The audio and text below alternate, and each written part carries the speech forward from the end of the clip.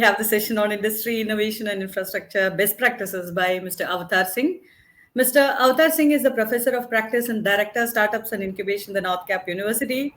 He is working with young and matured startup teams across the new age industries to enhance business performance through unlocking people's potential. He draws upon his 25 years of experience to help create and deliver startup agendas and not just programs. He has been able to weave outcomes of his accelerator and incubation programs into the formal and informal fabric of the company and have a track record of landing startup initiatives into big organizations. He has been working on over 10 different startups, and all of them have a fair share towards sustainability. In the past, also, he has contributed in removal of pesticides from groundwater, clean capturing and disposal of refrigerants, reduction in use of mercury for illumination, optimization of heat energy from boilers, and reuse of disposed water from washing machines in urban and semi-urban cities. Now, motivating very young kids for implementing strategic and low-cost solutions for saving over 33% of drinking water at homes. He believes that practical innovations is a key to reach the SDGs. Over to you, Mr. Avtar. Yeah, thank you so much. And great, Scott. I mean, it was great listening to you about the power of 5G. Let's begin. Okay, my name is Avtar Singh. I'm the professor and director, as a huge and a beautiful introduction Aparna has made on my behalf. In the industry, real world issues, right? I'm not going to be sharing as to what all startups I'm co-founding with my students and incubating many of them along with them, right? I'm actually going to be discussing the reality, right? The on ground reality being faced by the students and the infrastructure that we have in place in India. And we've got many more countries which are like much behind India in terms of innovation and the industry infrastructure, etc. However, to speak out a bit about the targets of this SDG9 when it comes to the SDG9 goal of innovation, industry, and infrastructure. See, it says that everyone can help to make sure that we meet the global goals, create action to build resilient infrastructure, promote inclusive and sustainable industrialization, and foster innovation. See, you read it out to my students and they'll say, what? And they'll be completely lost, right?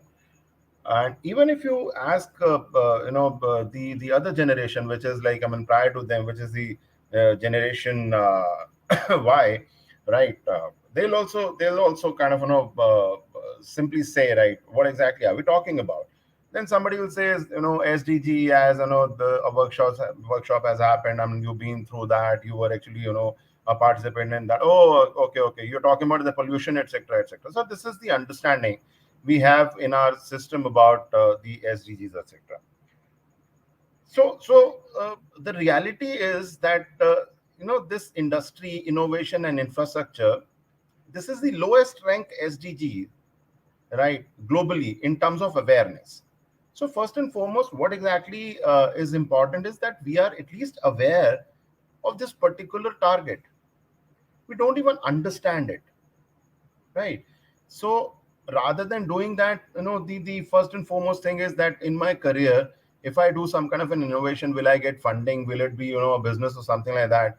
And no one thinks about the SDGs, etc., and what exactly is supposed to be targeted, even if it is to be included in our startup pitch or something like that. There's a saying that if you add a slide of SDG in a startup pitch, etc., you will be considered maybe an inch better than the previous one, etc., who has not done it. But that is not, I mean, what actually functions to achieve such kind of a large goal. And this goal, the deadlines are set as 2030 or so, right? And there has hardly been any benchmarking also, right? The best benchmarking which is there in place today is the use of electric vehicles in the country. Now look at the irony, right?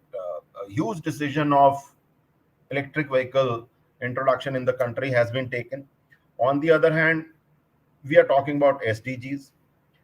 These electric vehicles, they carry batteries. These are the lithium-ion batteries, etc. Mostly, we don't have a plan, right, for these lithium-ion batteries to be decomposed at some point in time.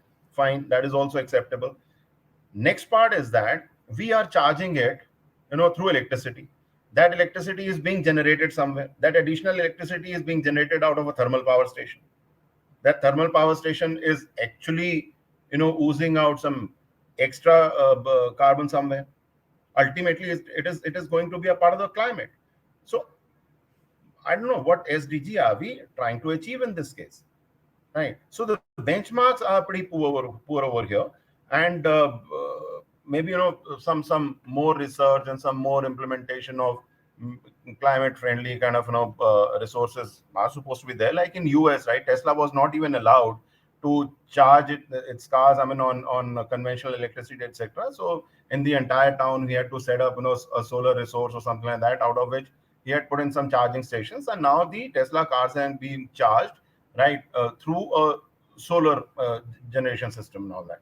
So that is something which is like achieving SDGs and all. So that is what I'm saying, that in underdeveloped countries, people don't even know what this SDG is. How will they kind of achieve it? So if we talk about who's going to be doing it, so what we basically need to do is to step up the awareness and action on the sustainable development goals. So first and foremost, right, we are far away from the awareness programs, etc. And this awareness has to be there in the stakeholders, right? So what we need to do is to bring all the stakeholders together at this time, at this place. So who these stakeholders are? If you categorize, the key stakeholders, the primary stakeholders are the Gen X, and this Gen X is extremely reluctant to change. So if you go and talk to them that I'm going to be, bringing in some innovation to convert, the output of your this thing with some, these kind of development goals and all that, and this is going to be sustainable, and the future is ours, and you will have to take, you can't take us for granted, etc., etc. He will be so reluctant to change, and he'll not even listen to the guy who's actually talking about the innovative ideas. Generation Y, definitely, right? But they think that they are out of time to catch up with this. They are simply doing whatever they have achieved so far, and whatever they have achieved they want to sustain with that thing.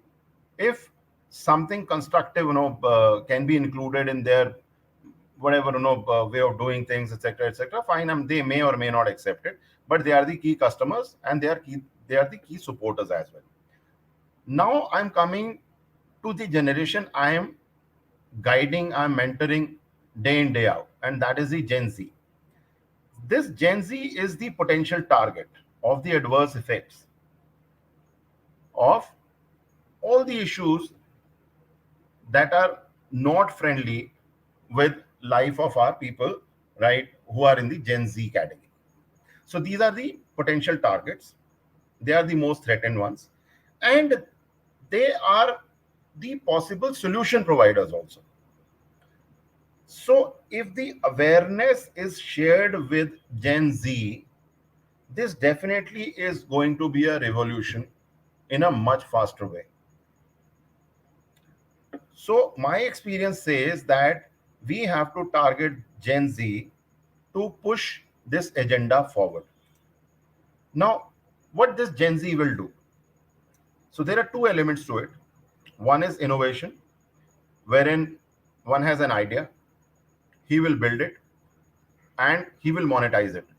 If monetization plan is not there, it is not going to be a productive innovation at all, right? So there has to be some reference to achieving, through an idea which is innovative. And second part is the infrastructure. If we look at the capability of the higher education institutions in India, other than IITs or something, right, you may not find the kind of capabilities that are required uh, for these students to innovate, students to get included in the innovation programs sector of government and the companies, etc., etc. Even if they develop something, even if they develop something constructive, students are not trusted to be supported financially in a very popular way, unless or until they are supported by a reasonably profound kind of institution and a strong mentor with good contacts, etc., etc. So when we talk about innovation, this essentially has to be supported by the HEIs.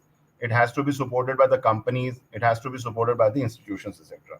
When we talk about the infrastructure thing, that has to be supported by the government. The companies should have their own programs.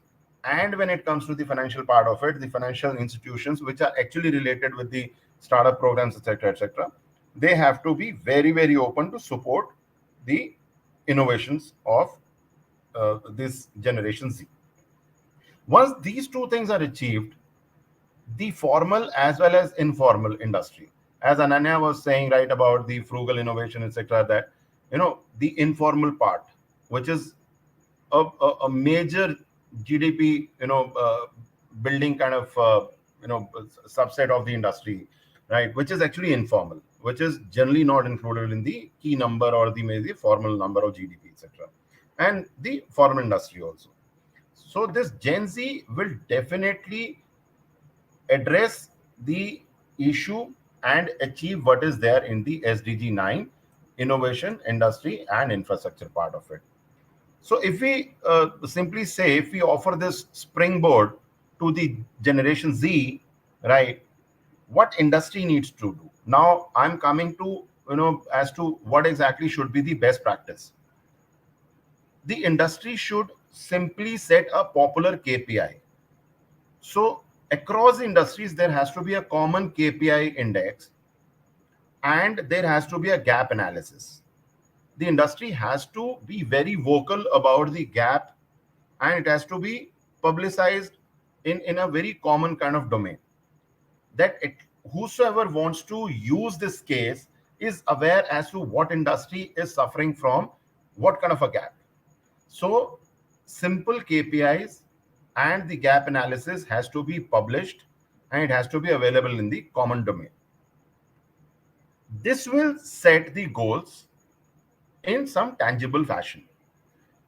So using the KPIs and gap analysis with the support of the government mandate, the HEIs, which are the higher education institutions, actually teaching and guiding this Gen Z, right? This HEI will bring use cases for these young innovators. And the innovation and startup teams, which are there in every HEI today in India, they will enable Gen Y and Gen Z to construct something which will bridge that gap mentioned by the industry. So if all these things are put together, I'm sure this SDG9 of innovation, industry, and infrastructure will be addressed and we will be able to achieve reasonably well by 2030 once Gen Z is actually considered seriously in this. So that is the best practice I can add to the SDG9, and I hope if this is being heard by somebody, right, who's capable of introducing the inputs, I'm sure this is gonna go the right way. Thank you so much. If Thank you so much. Yeah, thank you so much, Mr. Avtar. Sorry for the technical issues, and thank no, you no. so much for joining us and sharing your experience. So now we'll close.